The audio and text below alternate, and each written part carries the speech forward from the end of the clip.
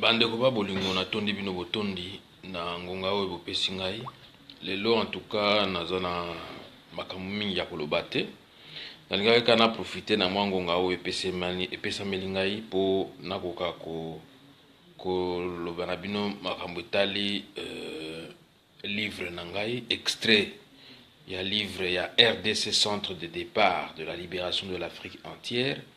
Mais lelo nalingaka na beta sete na likambo etali révision constitutionnelle. Donc nalingaka na pesa bino mwa extrait ya livre oyo nasalaki parce que la fois passée bokomela ngai bozalaki mingi bokomela ngai sur Facebook na page na ngai namonaki ba écrit na bino bolobaki en tout cas so nako mekama muke koyimbola na bakestion na bino botuna nga concernant chapitre wana oyo na insistaki na makambo etali révision constitutionnelle ya mboka na biso esalamaka na 2011. Mais en tout cas nga na betaka c'était sur yango parce que toujours comme nous sommes vraiment à l'approche des échéances électorales parce que avant fin décembre 2017 les élections doivent se tenir et nous devons en tout cas mobiliser nos compatriotes partout où qu'ils soient afin que en tout cas makamunyo aussi de façon que l'élection est salama. Il y a un nouvel ordre qui va élire domicile dans notre pays pour que les élections se tiennent en bonne et due forme parce que nous ne voulons plus vraiment travailler avec des gens qui sont illégitimes, qui sont illégaux, qui sont devenus des voleurs, qui sont devenus vraiment, je ne sais pas comment les qualifier quoi. Donc voilà pourquoi c'était sur Makambotali, RDC Centre de départ de la libération de l'Afrique entière, na point où est mis révision de la Constitution. De la révision constitutionnelle en République démocratique du Congo du 18 février 2006. Très chers amis, il est devenu une habitude et une coutume, surtout en Afrique, avec certains dictateurs et tyrans qui veulent toujours se maintenir au pouvoir sans réellement apporter des changements nets dans les vécus quotidiens de leur population, d'essayer et de faire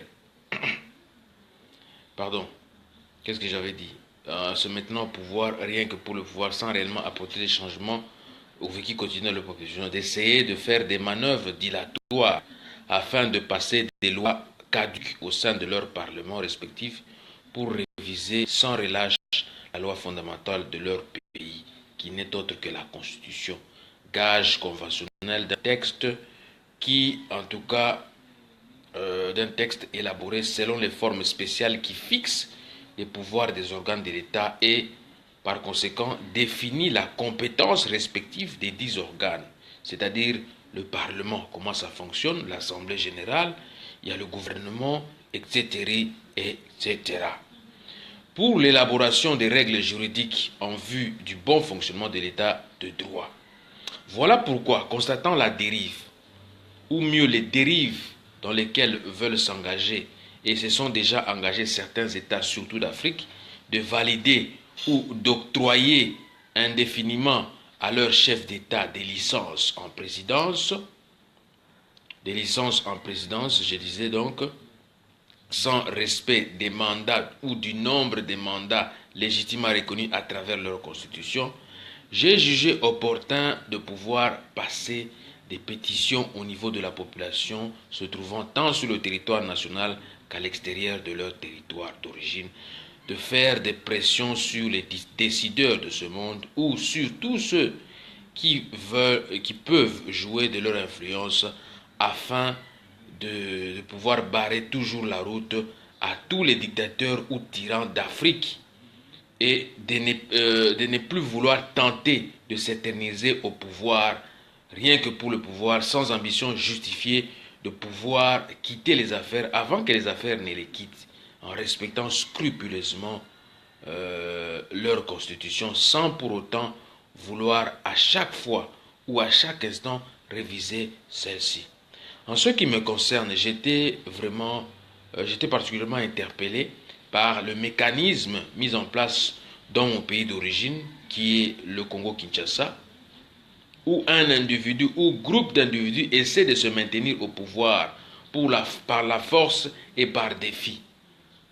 À cet effet, j'ai remarqué depuis un certain temps dans notre pays, dans mon pays, le Congo-Kinshasa, qu'un individu ou groupe d'individus commence déjà à faire des manœuvres afin de réviser la constitution du pays pour maintenir des incertitudes sans précédent, des états d'insécurité au but de simplement de confisquer le pouvoir par la force. Raison pour laquelle j'avais mobilisé ou je continue à mobiliser, à conscientiser et à sensibiliser toutes les forces vives de la nation ainsi que de la diaspora congolaise en vue de la signature de la pétition contre la révision intempestive de la constitution en vigueur en République démocratique du Congo et ou au Congo-Kinshasa. En appelant donc à tous les Congolais, en tout cas qui aiment encore leur pays et tous les démocrates congolais de par le monde d'hausser leur ton et leur voix pour dire tout haut non à une énième révision de la Constitution qui ne fera qu'accentuer la crise de leadership et de gouvernance que connaît la RDC. Voilà maintenant plus de 20 ans. Le processus de la démocratisation qui a commencé il y a 20 ans en Afrique s'essouffle. Dans de nombreux pays, l'état de droit est mis à mal. Les constitutions sont manipulées, l'opposition est marginalisée, le clientélisme et la corruption sont érigés en instruments de gouvernance. Certains experts et membres de la société civile appellent à une refondation de la démocratie sur le continent de Léopold Sédar Senghor et de Mandela ainsi que de Mobutu.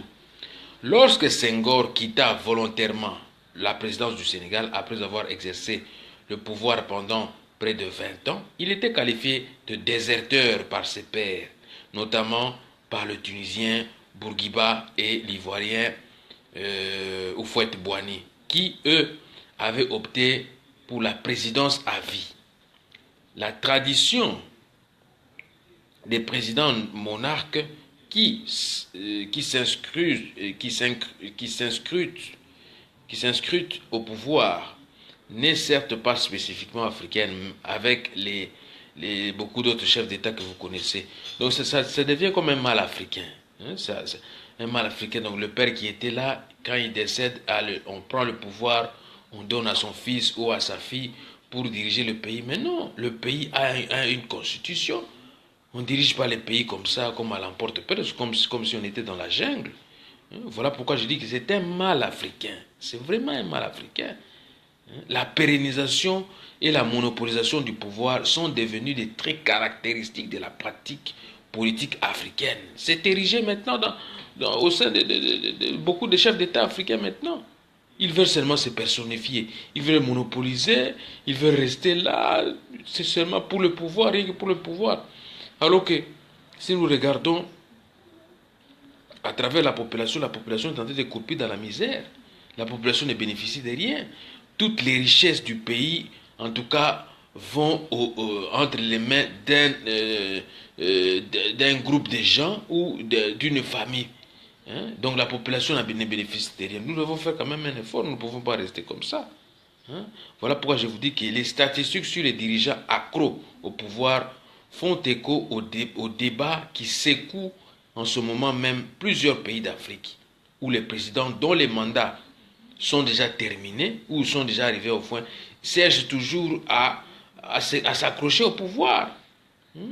Ils cherchent toujours à s'accrocher au pouvoir. Ce n'est pas bon. Jusqu'à quand ça va continuer cette habitude-là? Voilà pourquoi, moi je me dis, en date du 30 juin 2013, j'avais introduit un mémorandum concernant même sur ce point de vue-là, concernant même la révision des constitutions ou des constitutions africaines. Moi, j'avais dit en ceci, concernant le mémorandum que nous avons introduit la fois passée, nous avons dit quoi? Nous avons dit que, en tout cas, nous devons faire un effort. Voilà pourquoi, en proposition, nous avions tenu d'introduire des mémorandums au niveau des différents parlements européens, et ainsi de suite, de pouvoir limiter le nombre de mandats des chefs d'État à 4 ans, renouvelables une seule fois, en lieu et place de 5 ans, renouvelables une seule fois. C'est qui amènera à tous ceux qui ce qui amènera qui amènera à tous ces chefs d'État d'être accountable, comme on dit en anglais, c'est-à-dire responsable vis-à-vis de son peuple et de toute la communauté internationale. Car il n'est plus question que la fonction de président de la République partout au monde puisse être personnifiée ou à un individu ou à un groupe d'individus ou transformée en licence d'un individu ou groupe d'individus de se pérenniser au pouvoir de manière indéfinie et de manière perpétuelle ou infernale. Voilà pourquoi je vous avais dit, très chers amis, vous qui me suivez, j'avais insisté là-dessus. Nous devons vraiment faire un effort afin d'exhorter nos chefs d'État, en tout cas de pouvoir renoncer à leur troisième mandat ou à la révision de leur constitution, rien que pour leurs intérêts. Il faut voir l'intérêt général, l'intérêt du peuple d'abord, hein, parce que vous êtes élu par le peuple, et si le peuple ne veut plus de vous, vous n'avez qu'à exécuter son mot d'ordre, qui est de quitter les affaires avant que les affaires ne vous quittent. Donc voilà pourquoi j'allais vite passer le message d'aujourd'hui et dire à ces chefs d'État, ces tyrans-là, ces dictateurs-là, que la période des dynasties ou de royaumes ou des empires, en tout cas, c'est révolu. C'est révolu. Vous devez respecter, en tout cas, le nombre de mandats qui est constitutionnellement reconnu à travers la Constitution. Donc, si c'est 2 mandats, vous faites vos 2 mandats et vous allez. Si vous faites un mandat et que vous n'arrivez pas à passer pour pour un second mandat, vous partez. Vous laissez la place aux autres. Assurez l'alternance et l'alternative politique dans vos pays pour qu'il y ait la paix, pour qu'il y ait la stabilité, pour qu'il y ait le développement, pour qu'il y ait l'emploi.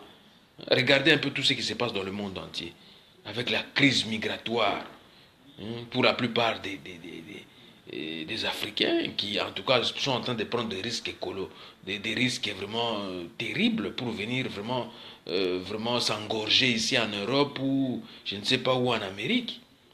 Mais, en tout cas, c'est à vous, les chefs d'État, de vous prendre en charge. Prenez-vous en charge et faites en sorte que, en tout cas, vos pays puissent être développés, qu'il y ait de l'emploi dans vos pays, en tout cas, qu'il y ait vraiment de la tranquillité, quoi. Qu'il y ait du boulot pour tout le monde, qu'il y ait de l'emploi, qu'il y ait vraiment la stabilité et que votre économie puisse vraiment croître et que le développement puisse être vraiment palpable, quoi. Hein? Évitez ça. Évitez-nous ces